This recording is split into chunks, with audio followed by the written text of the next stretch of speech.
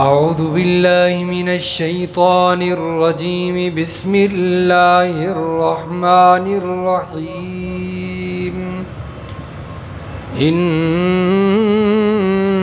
المتقین فی جنات و نعیم، بے شک پرہیزگار لوگ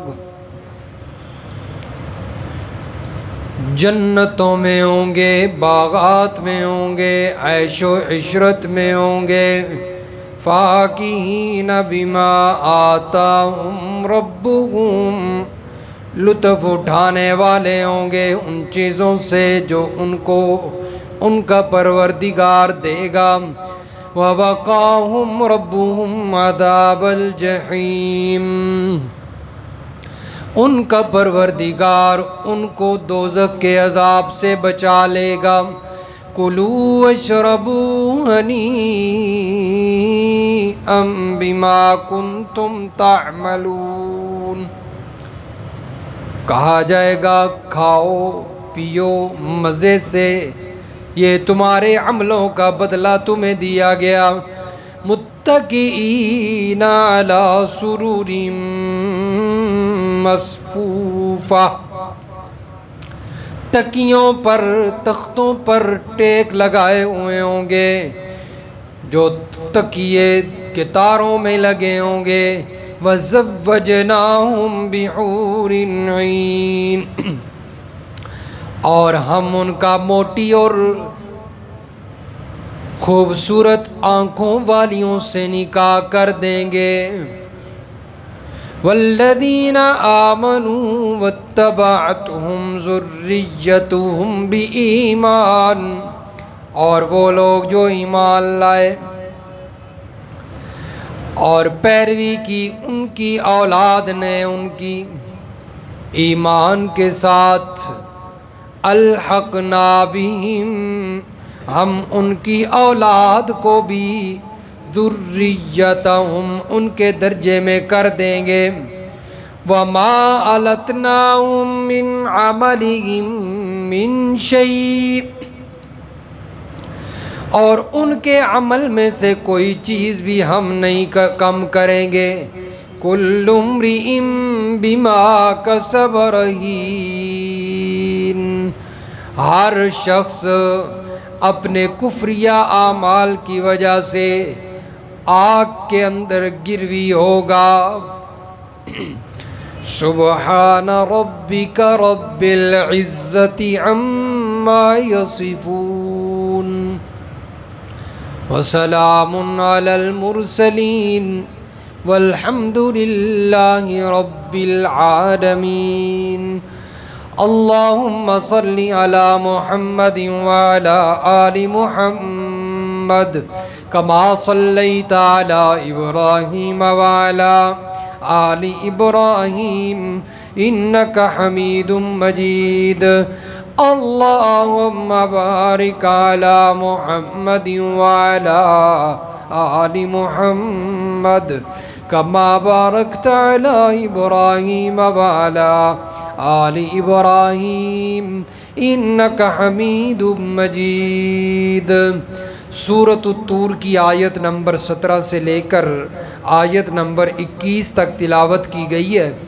گزشتہ درس میں اللہ تبارک و تعالی نے مکذبین جھٹلانے والوں کا انجام ذکر فرمایا ہے کہ ان کا انجام بہت برا ہے، کہ جہنم میں گھسیٹ کر دھکیلے جائیں گے اور پھینکے جائیں گے، اور انہیں کہا جائے گا یہ وہی جہنم ہے جس کو تم جھٹلاتے تھے، آج تم یہاں پر صبر کرو یا بے صبری کرو، تمہارا یہی انجام ہے اور تم نے یہیں پر رہنا ہے، تمہارے اعمال کا تمہیں بدلہ مل گیا ہے۔ اس کے مقابلے میں وہ خوش نصیب لوگ جو انجام کے اعتبار سے بھی خوش قسمت ہیں، خوش بخت ہیں، کہ وہ جنت میں ہوں گے، باغات میں ہوں گے، عیش و عشرت میں ہوں گے، ان کا اللہ تبارک و تعالی ذکر فرما رہے ہیں۔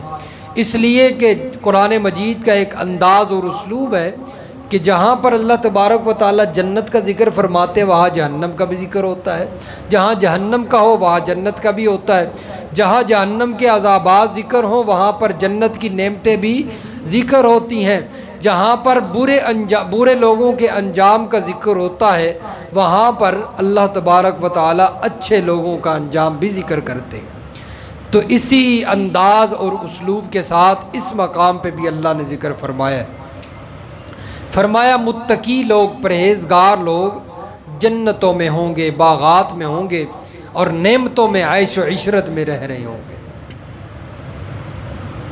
فاکہین بما آتاہم ربہم، اور جو کچھ ان کا رب ان کو دے گا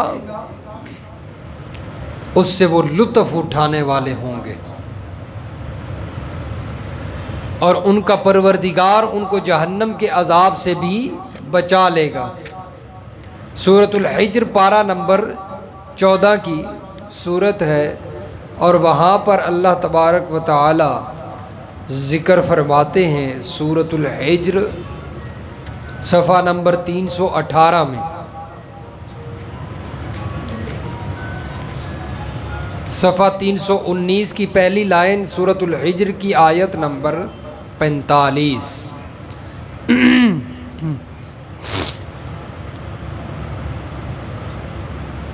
سورۃ الحجر آیت نمبر 45 صفحہ 319، فرمایا ان المتقین فی جنات وعیون، بے شک پرہیزگار لوگ، اللہ سے ڈرنے والے لوگ باغوں میں ہوں گے اور چشموں میں ہوں گے۔ ادخلوها بسلام آمنین، انہیں کہا جائے گا آج تم سلامتی کے ساتھ، امن کے ساتھ اس جنت میں داخل ہو جاؤ۔ اور یہ ان کے لیے بہت بڑا اعزاز اور انعام ہوگا کہ آج بھی تم سلامتی اور امن کے ساتھ جنت میں داخل ہو رہے ہو، اور اس کے بعد فرمایا موت تو ہے کوئی نہیں، زندگی ہی زندگی ہے، اور تم ہمیشہ کے لیے سلامتی اور امن کے ساتھ یہ زندگی گزارو گے، اب کسی شر کا خوف نہیں ہے۔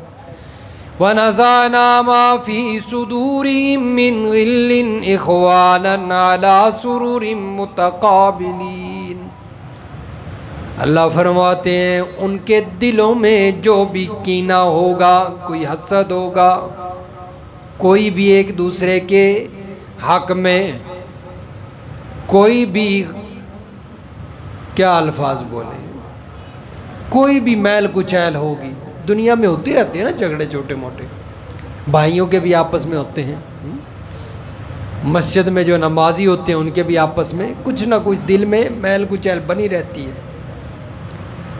اب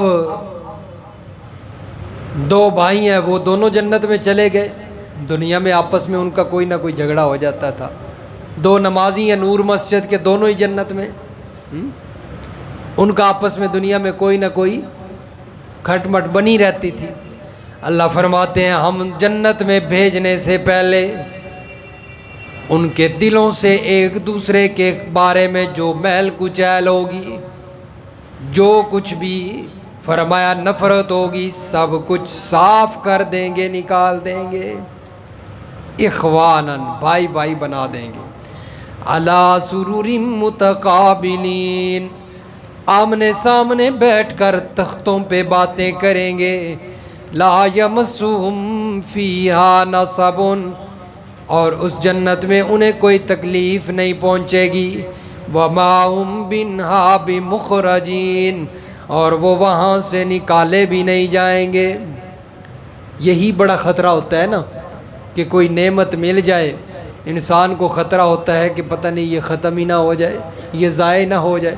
فرمایا وہاں پر یہ خطرہ بھی ختم ہو جائے گا کہ جنت والی نعمت جو ملی ہے کہ یہ ہمیشہ کے لیے تمہارے لیے ہی ہے، یہ کبھی ختم نہیں ہوگی۔ اللہ تعالی ہمارا بھی شمار انہی لوگوں میں کر دے، اللہم اجعلنا منہ، ایسے خوش نصیب لوگ جو ہوں گے۔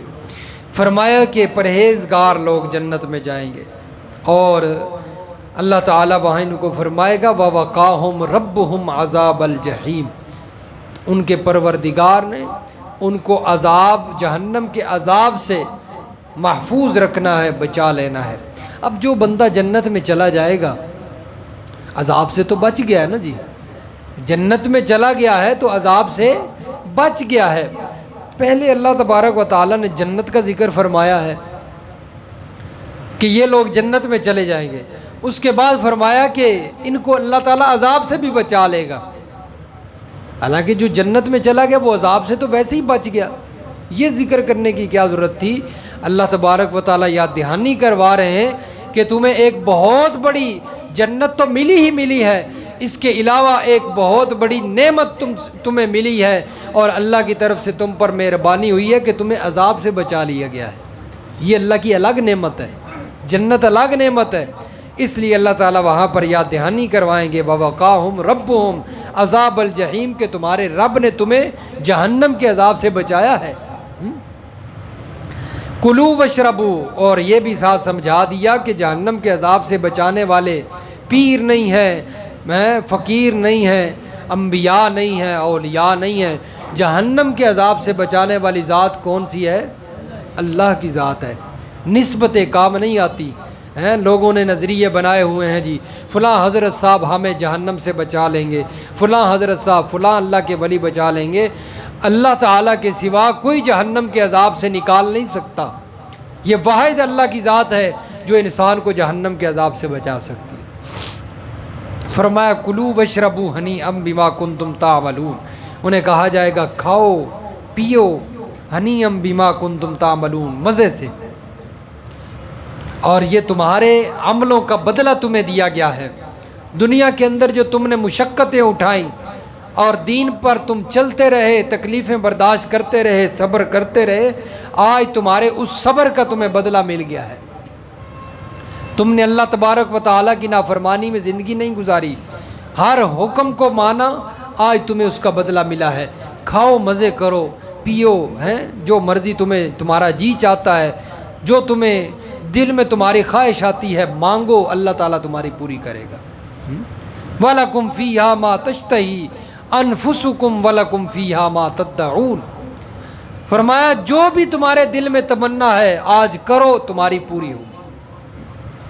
اس لیے کہ تم نے دنیا کے اندر اللہ تعالیٰ کے حکم کو پورا کیا، اپنے دل کی نہیں مانی، اپنی خواہشات کو پیچھے چھوڑا ہے، آج تمہاری خواہشات پوری کی جائیں گی۔ فرمایا متکئین علی سرر مصفوفہ، تکیوں پر ٹیک لگائے ہوئے قطار کے اندر بیٹھے ہوں گے۔ وَزَوَّجْنَاهُمْ بِحُورٍ عِین، اللہ فرماتے ہیں ہم ان کو بڑی بڑی آنکھوں والی حوروں کے ساتھ ان کی شادی کروائیں گے۔ وَزَوَّجْنَاهُمْ بِحُورٍ عِین، آپ اندازہ کریں کہ یہ جو دنیا کے اندر اللہ تعالیٰ نے عورتیں پیدا کی ہیں، یہ دنیا کے اندر اتنی خوبصورت عورتیں موجود ہیں، آپ اندازہ کریں جنت کی حوریں کتنی خوبصورت ہوں گی، جن کا اللہ تبارک و تعالیٰ قرآن مجید میں ان کے حسن کا تذکرہ کرتے۔ فیہن قاصرات الطرف لم یطمثہن انس قبلہم ولا جان، فرمایا آج تک ان کو کسی جن و انس نے نہیں چھوا، بالکل پاک رکھی ہوئی ہیں جنتیوں کے لیے اللہ نے۔ فرمایا وَزَوَّجْنَاهُمْ بِحُورٍ عِین، بڑی آنکھوں والی، یہ ان کی خوبصورتی اللہ نے بیان کی ہے، گوریاں ہوں گی۔ وَالَّذِينَ آمَنُوا وَاتَّبَعَتْهُمْ ذُرِّيَّتُهُمْ بِإِيمَانٍ أَلْحَقْنَا بِهِمْ، جنت میں لوگ چلے جائیں گے، ان کی اولاد جو ہوگی نیک اولاد، وہ بھی جنت میں جائے گی۔ اب یہ والدین جو ہیں اعلیٰ مرتبے پر فائز ہیں، ان کی اولاد کے اعمال اتنے تو تھے کہ وہ جنت میں چلے گئے، لیکن ان کو اعلیٰ مرتبہ نصیب نہیں ہوا۔ اللہ تبارک و تعالیٰ اپنے فضل سے اس کم درجے والی اولاد کو بھی اس کا درجہ بڑھا کر اپنے فضل سے والدین کے درجے پر لا کر ان کی آنکھوں کو ٹھنڈا کر دیں گے۔ فرمائیں گے کہ وہاں پر یہ بھی تو حضرت والدین کریں گے نا کہ یا اللہ ہمارا درجہ اوپر ہے اور ہماری اولاد نیچے درجے میں ہے تو جنت میں، لیکن ہم چاہتے ہیں کہ ہمارے سامنے آنکھوں کے سامنے ہوں، ہماری آنکھیں ٹھنڈی ہو جائیں۔ اللہ تبارک و تعالیٰ اپنے فضل سے ان کا درجہ بڑھا دیں گے، اور فرمایا کہ ان کے والدین کے ساتھ ان کی اولاد کو ملا دیں گے ان کے درجے میں لا کر، وما التناہم من عملہم من شیء۔ ایسا نہیں ہوگا کہ والدین کا درجہ کم کر کے نیچے لا کر اولاد کے ساتھ ملایا جائے، نہیں، فرمایا اولاد کے درجے کو بڑھا کر اوپر لے جایا جائے گا۔ والدین کا درجہ جو بڑا ہوا ہے اس کو وہیں پر رہنے دیا جائے گا، اولاد کے درجے کو اللہ اپنے فضل سے بڑھا دیں گے، کیونکہ اگر والدین کے درجے کو کم کر کے نچلے درجے میں جنت میں لایا جائے، یہ تو ان کے ساتھ زیادتی ہے نا۔ وہاں پر تو اللہ تعالیٰ کسی کے ساتھ زیادتی نہیں فرمائیں گے، بلکہ فضل فرمائیں گے۔ فضل یعنی نیچے سے اوپر لے جایا جائے گا۔ فرمایا اولاد کو بھی اللہ تعالیٰ، نیک اولاد کو اپنے والدین کے ساتھ ملا دیں گے۔ یہ دیکھیں، یہ اللہ کا خصوصی فضل ہوگا۔ سورۃ المؤمن نکالیں جی، سورۃ المؤمن پارہ نمبر 24 کی صورت ہے، اور آیت نمبر 8 ہے جی، صفحہ نمبر 563، صفحہ 563، سورۃ المؤمن آیت نمبر 8۔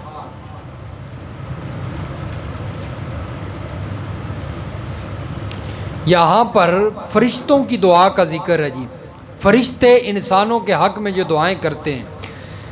فرمایا ربنا وادخلہم جنات عدن التی وعدتہم، اے ہمارے پروردگار داخل کر ان لوگوں کو جنات عدن التی، ہمیشہ کے باغات میں، جنت میں، التی وعدتہم، وہ جنت جس کا تو نے ان سے وعدہ کیا، ومن صلح من آبائہم، اور ان کے ماں باپ، اور وازواجہم، ان کی بیویوں کو، وذریاتہم، اور ان کی اولاد کو بھی۔ یہ فرشتے ان کے حق میں دعائیں کر رہے ہیں، جنتیوں کے حق میں، کہ یا اللہ ان کو بھی جنت میں داخل کر، اور ان کے جو آبا ہیں نیک، ان کی بیویاں ہیں نیک، اور ان کی نیک اولاد ہے، ان کو بھی ان کے ساتھ جنت میں داخل فرما، یعنی ان کو جنت میں اکٹھا کر دے۔ اسی طرح سورۃ الرعد کی آیت نمبر 23 میں بھی اللہ تبارک و تعالیٰ نے فرمایا ہے، پارہ نمبر 13 جی، پارہ نمبر 13 سورۃ الرعد،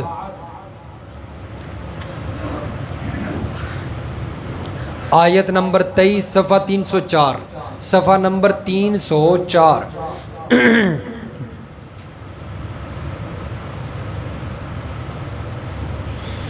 جنات عدن يدخلونها ومن صلح من آبائهم، ہمیشہ رہنے کی جنت جن کے اندر وہ لوگ داخل ہوں گے، من صلح من آبائهم، اور ان کے نیک والدین، وازواجہم، ان کی نیک بیویاں، وذریاتہم، اور ان کی نیک اولاد، والملائکۃ یدخلون علیہم من کل باب، اور فرشتے ان کے پاس ہر طرف سے آتے ہوں گے، اور ان کے لیے کہہ رہے ہوں گے سلام علیکم، سلامتی ہو تم پر، سلام پیش کریں گے، سلامتی کی دعا کریں گے۔ تو نیک والدین اور ان کی نیک اولاد جنت کے اندر اللہ تبارک و تعالیٰ ان کو آپس کا ساتھی بنا دیں گے، اگرچہ یہ اور درجوں میں کیوں نہ ہوں، اللہ تبارک و تعالیٰ درجے بڑھا کر ان کو اکٹھا کر دیں گے۔ یہ بھی اللہ کی ایک بہت بڑی نعمت ہے جنتیوں پر۔ جس طرح نیک والدین کی وجہ سے ان کی نیک اولاد کا درجہ بڑھا دیا جاتا ہے، اسی طرح نیک اولاد کی وجہ سے ان کے والدین کا بھی درجہ بڑھا دیا جاتا ہے۔ دنیا کے اندر انسان اپنے والدین کے لیے دعا کرتا ہے نا جی، وہ رائے گاہ نہیں جاتی۔ والدین اگر نیک ہوں، موحدین ہوں، تو اللہ تعالیٰ ان کے حق میں ضرور دعا قبول فرماتے ہیں۔ قیامت کے دن انسان کو جب جنت کے اندر اعلیٰ درجے ملیں گے نا، تو انسان سوال کرے گا یا اللہ مجھے یہ کس عمل کا بدلہ دیا گیا ہے؟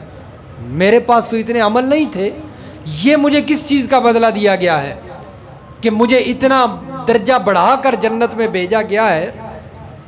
یہ کس عمل کا بدلہ ہے؟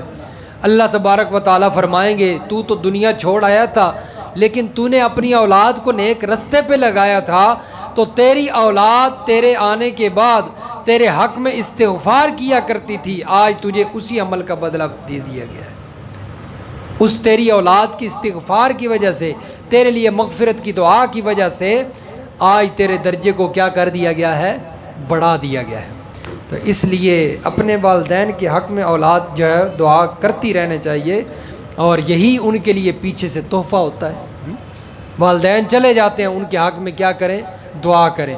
اور دیکھیں اگر اولاد دعا نہ بھی کرے نا جی، نماز کے اندر اللہ تعالیٰ نے وہ دعا رکھ دی، رب اجعلنی مقیم الصلاۃ ومن ذریتی ربنا وتقبل دعا ربنا اغفر لی ولوالدی وللمؤمنین یوم یقوم الحساب۔ اے میرے پروردگار بخش دے مجھے بھی اور میرے والدین کو بھی، تمام ایمان والوں کو بھی قیامت کے دن۔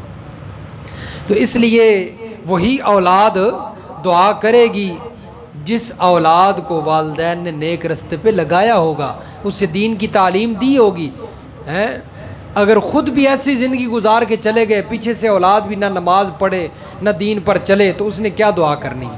ایسے بد نصیب لوگ بھی موجود ہیں کہ والد فوت ہو جاتا ہے، اس کے نماز جنازہ میں کھڑے ہو کر اس کے لیے مغفرت کی دعا بھی نہیں کر سکتے، ایسے بد نصیب بھی ہیں۔ تو شرم آنی چاہیے ایسے والدین کو جو اپنی اولاد کو دین کی تعلیم نہیں سکھاتے، اور ساری زندگی جو ہے وہ خود بھی ایسی فضول زندگی گزار کے چلے جاتے ہیں، اور اولاد بھی پیچھے سے ایسے ہی جو ہے وہ نقش قدم پر چلتی ہوئی چلی جاتی ہے۔ اپنی اولاد کو کم از کم اتنا دین تو سکھا دیں کہ تمہارے مرنے کے بعد تمہارے حق میں مغفرت کی دعا تو کر سکیں، اتنا دین تو سکھا دیں۔ تو فرمایا کہ نیک اولاد جو ہے وہ اپنے والدین کے حق میں جب دعا کرتی ہے، اللہ تعالیٰ ان کے درجوں کو جنت میں بڑھا دیتے ہیں۔ اور یاد رکھنا کہ انسان کو نیک اور دیندار اولاد ہی سنبھالتی ہے۔ مجھے کوئی واقعہ سنا رہا تھا، کوئی شخص تھا، اس کے 4 بچے تھے، ایک کو اس نے انجینئر بنا دیا، دوسرے کو اس نے پولیس والا بنا دیا، تیسرے کو اس نے کچھ اور جو ہے وہ محکمے داخل کروا کے وہ تعلیم حاصل کروا دی۔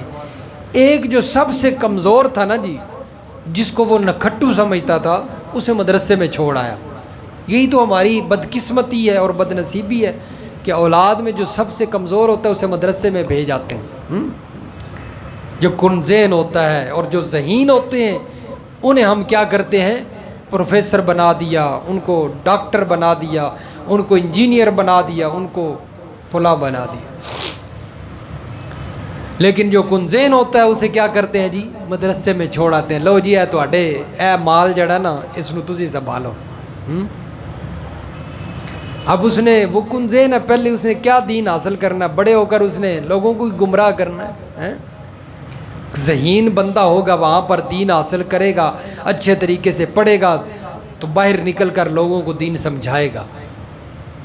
بہرحال اس نے وہ کنزین جو بچہ تھا سب سے نالائق، اس کو مدرسے میں بھیجا، اور باقی تینوں کو، ایک کو ڈاکٹر، ایک کو انجینئر، ایک کو پولیس والا بنا دیا۔ اب وہ پڑھتے گئے، بڑے ہو گئے، سارے اپنے اپنے کام میں چلے گئے۔ اب وہ جو انجینئر ہے وہ دبئی میں چلا گیا، ڈاکٹر جو ہے وہ امریکہ میں چلا گیا، پولیس والا اپنی نوکری کر رہا ہے۔ اب یہ جو ان کا باپ ہے، والد ہے، یہ بوڑھا ہو گیا، بیوی فوت ہو گئی، ہم سفر چلا گیا۔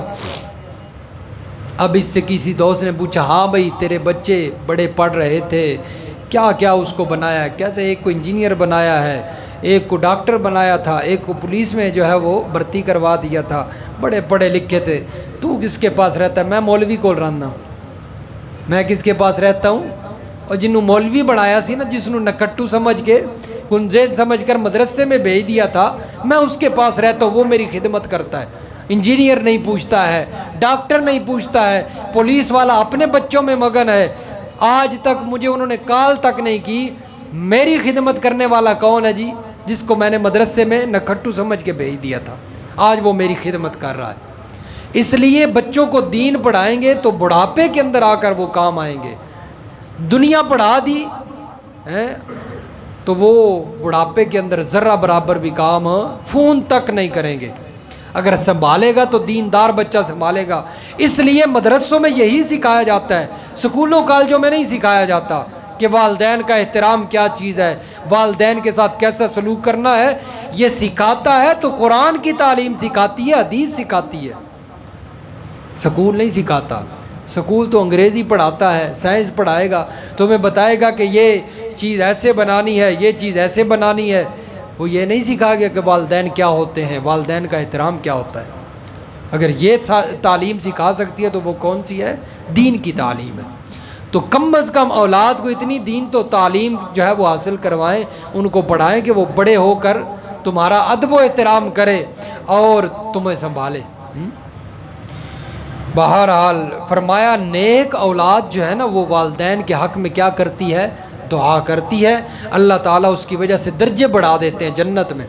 اور یہ حدیث پاک نبی علیہ الصلوۃ والسلام نے فرمایا انسان مر جاتا ہے، 3 عمل اس کے باقی رہتے ہیں، مرنے کے بعد اس کے سارے عمل ختم، 3 عمل ایسے ہیں جو اس کے مرنے کے بعد بھی باقی رہتے ہیں۔ وہ کون سے ہیں؟ فرمایا ایک صدقہ جاریہ ہے، کوئی چیز اپنی زندگی میں لگوا گیا، مدرسہ بنوا گیا، مسجد بنوا گیا، مسجد کے اندر کوئی رفائی کام کروا گیا، پنکھے لگوا گیا، یہ اس کے لیے کیا ہے؟ صدقہ جاریہ ہے۔ یا عالم تھا تو اس نے اپنا علم دوسرے لوگوں کو سکھلایا، اس کے مرنے کے بعد وہ علم آگے پھیلتا جا رہا ہے، یہ بھی اس کے لیے کیا ہے؟ صدقہ جاریہ ہے، یہ اس کا عمل پیچھے سے جاری ہے۔ اور تیسرے نمبر پر فرمایا نیک اولاد، اپنی اولاد کو دین کی تعلیم سکھائی ہے، دین پر لگا گیا ہے اور دین کی طرف جو ہے وہ اسے چھوڑ گیا ہے، تو فرمایا جب تک وہ اولاد دین پر چلتی رہے گی اس کے لیے صدقہ جاریہ بنے رہے گی۔ تو اس لیے فرمایا کہ قیامت کے دن جنت کے اندر اللہ تبارک و تعالیٰ ان کو اکٹھا کریں گے، نیک والدین کو، نیک اولاد کو۔ کل امرئ بما کسب رہین، اور ہر شخص اپنے کفریہ اعمال کی وجہ سے وہاں پر جہنم کی آگ میں قید ہوگا، گروی رکھ دیا جائے گا۔ گروی کہتے ہیں بما کسب رہین، رہین رہن سے ہے، رہن کہتے ہیں گروی رکھی ہوئی چیز کو۔ مثال کے طور پر کوئی بندہ کسی چیز سے کوئی چیز جو ہے وہ کوئی چیز لیتا ہے، یار مجھے یہ چیز کیا ہے؟